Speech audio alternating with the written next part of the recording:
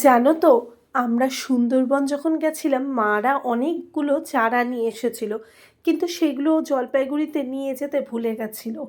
আর সেই চারাটা মানে একটা গগনভেলিয়ার চারা এনেছিল।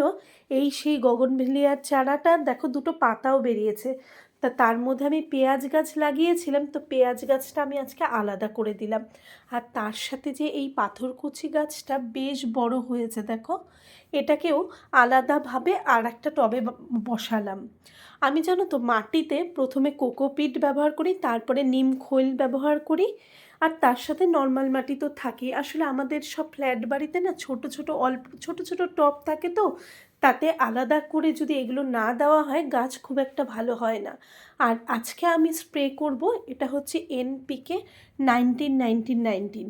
আর আগে যে তো আগের দিনে যে ব্লগে শেয়ার করেছিলাম সেটা কিন্তু একটা বুস্টার ছিল, সেটাও গাছের খাওয়ার।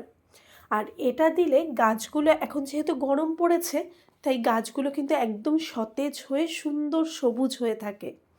আর সেদিনে তো তোমাদের সাথে শেয়ার করেছিলাম যে আমার এক বান্ধবী অনেক কটা চা দিয়েছিল আমাকে। তার মধ্যে এই অপরাজিতা ফুলের চাটা আমার খুব ভালো লেগেছে, তাই তোমাদের সাথে শেয়ার করলাম। জানো তো, এত সুন্দর টেস্ট আর এত ফ্লেভারটা হালকা না, আমার ভীষণ ভালো লাগছিল। আর চায়ের কালারটা পুরো অপরাজিতা ফুলের মতন। আর জানো তো, আমার মনে হলো কি এর ভেতরে কি আছে দেখাই, এই দেখো, ড্রাই অপরাজিতা ফুল।